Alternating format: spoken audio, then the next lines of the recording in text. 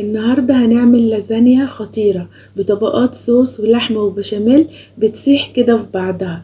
هتخلي البيت كله يقولك ايه الريحة الحلوة دي. يلا بينا نبدأ ونشوف الجمال ده اتحضر ازاي. ما تنسونيش من دعمكم باللايك والشير.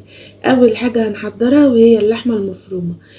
معايا ووك هنزل فيه ب3 معالق كبار من الزيت ومكعب من الزبدة، ومعايا نص كيلو من اللحمة المفرومة مفرومة خشن يعني وش واحد.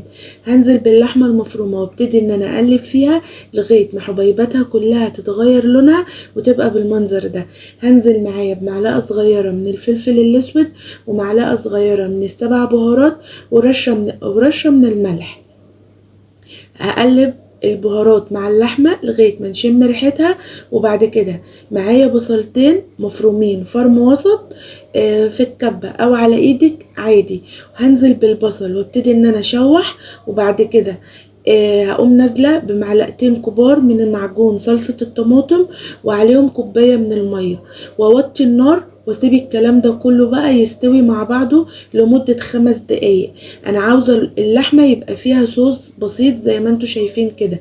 هنقلها على نار هادية واسيبها بقى تستوي براحتها، وبعد 5 دقايق هطفي عليها النار. هاجي بقى احضر معايا صوص البشاميل.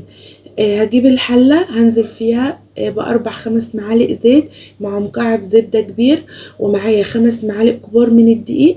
هبتدي ان انا انزل بالدقيق واشوح فيه لغاية ما لونه يصفر ويبقى بالمنظر ده. هقوم نازلة معايا بنص كيلو من اللبن.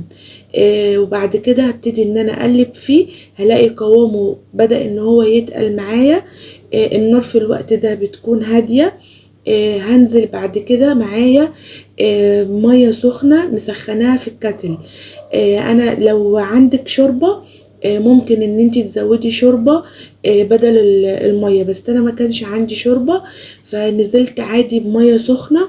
وبتفضلي تزودي في المية لغاية ما بتوصلي للقوام اللي انتي حباه. ضفت مكعبين من مرقة الدجاج، رشة من الفلفل الاسود، رشة من الملح، ومعايا معلقة كبيرة من القشطة عشان تطعم البشاميل معايا ويديني لون جميل. البشاميل كده خلاص بقى جاهز معايا. هنيجي بقى نحضر صينية اللازانيا معايا. هبتدي ان انا اديها دهنة من البشاميل من تحت. وبعد كده بجيب معايا المكرونة اللازانيا، بقوم حاطة شرائح المكرونة بالعرض زي ما انتوا شايفين كده.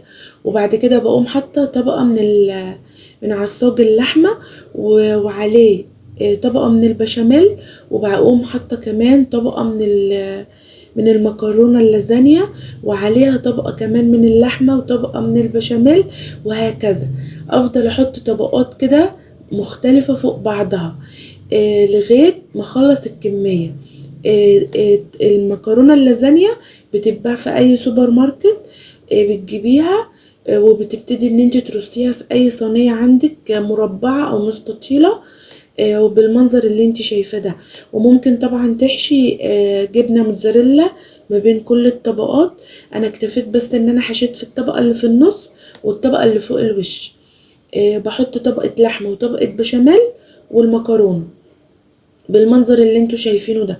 وطبعا احنا حطينا صلصة ومية علشان تدينا صوص يخلي المكرونة معانا تستوي في الفرن وتبقى طرية معانا اثناء السوا. هنخلص بقى الكمية اللي كلها بالمنظر ده، وفي الوقت ده نكون مولعين الفرن على درجة حرارة 200 لغاية ما نخلص الكمية كلها. خلصت وحطيت جبنة موتزاريلا وبعدين حطيت طبقة البشاميل في الاخر، ورجعت حطيت تاني ميكس جبن من فوق الوش عشان تاخد اللون الجميل. هدخلها الفرن، هتقعد معايا في الفرن حوالي 45 دقيقة وهتطلع معايا بالمنظر الجميل اللي انتوا شايفينه ده. هتطلع معايا بقى من الفرن. هتقطعيها بقى وبألف هنا وشفا على قلبك. طعمها جميل بجد تحفة.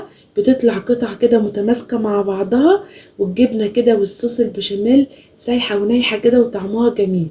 بجد هتعجب الولاد جدا لو لسه ما عملتيهاش. ولو عندك عزومة كمان هتشرفك قدام اي حد. بجد طعمها خطير، بجد حلوة قوي.